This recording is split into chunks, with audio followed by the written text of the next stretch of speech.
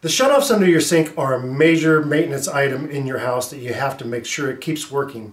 Today's video, I'll show you how to replace it.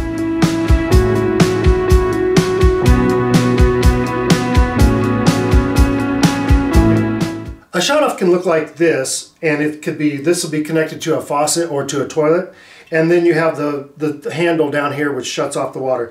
A lot of times these will freeze up or they'll start leaking when you turn them on, and if it happens you can either tighten up this nut or replace it if it's not shutting off at all. The valves I use are quarter turn, meaning that you just twist it 1/4 of a turn and it's off, and it's also a ball valve inside.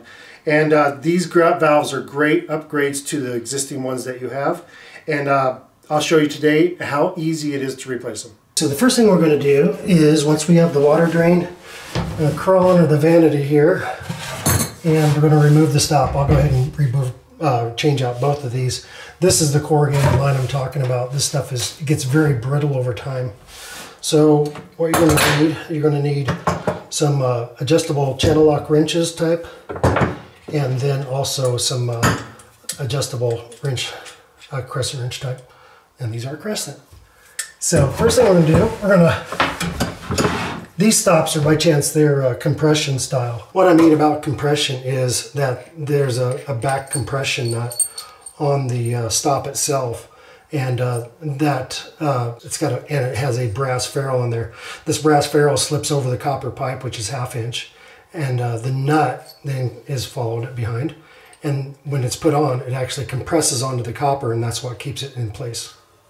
So what we're going to do, I'm going to grab on the back here of this stop on the back compression nut, and grab onto the body of the valve, and I'm going to loosen that back compression. So, and this is where I need the bucket down below, as you'll see. We'll start getting some water coming out. Okay, so that back nut is now loose. So I'm going to wiggle that and start breaking that loose on the pipe. And there's our water. Okay, so the next thing we're going to do, since these compression nuts are typically probably 99.9% that's all threaded the same, we don't have to put a new nut and ferrule on.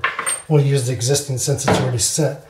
And then I take some, it's pipe dope, it's a thread sealant.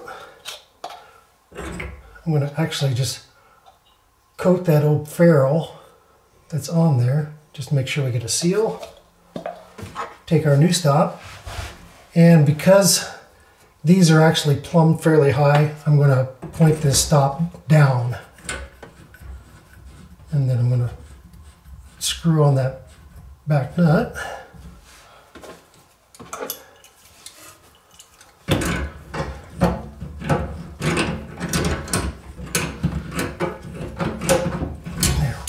Once it starts to compress, you can feel it. So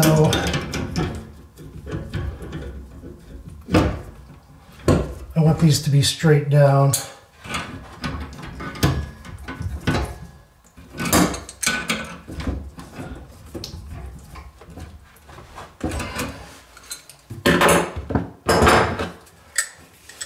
And I'm going to go ahead and crank it down now.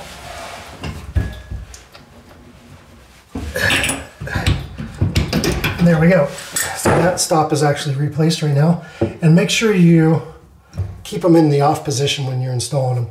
That way when you go to turn the water back on, you don't forget and you walk back into a big old flood. So I'll go ahead and replace the other one. Okay, so once the old new stops are replaced, I went ahead and removed one of the old stops and supplies. These are the ones I'm talking about. It's got kind of a corrugated look to it, and rubber up top. This part screws onto the faucet connections, and this is of course where it's onto the wall, or onto the copper that's stubbed out of the wall. So, and this stuff is, of course it's not going to get brittle today. A lot of times when you bend this, it will actually crack in these locations right here, and then makes it unusable to where you end up having to replace it. So it's just a good idea to go ahead and update everything, replace it. You can put quarter turn stops, that's what I use. and just get rid of the old stuff, and so you don't have any issues with leakage down the road. So went ahead and the water is back on, checked everything, no leaks. Yay! I hope you were able to follow along, and if you have any questions, let us know. You can just through the comment, and we appreciate you watching. And if you liked the video, give us a thumbs up, and thank you for watching DIY on the house.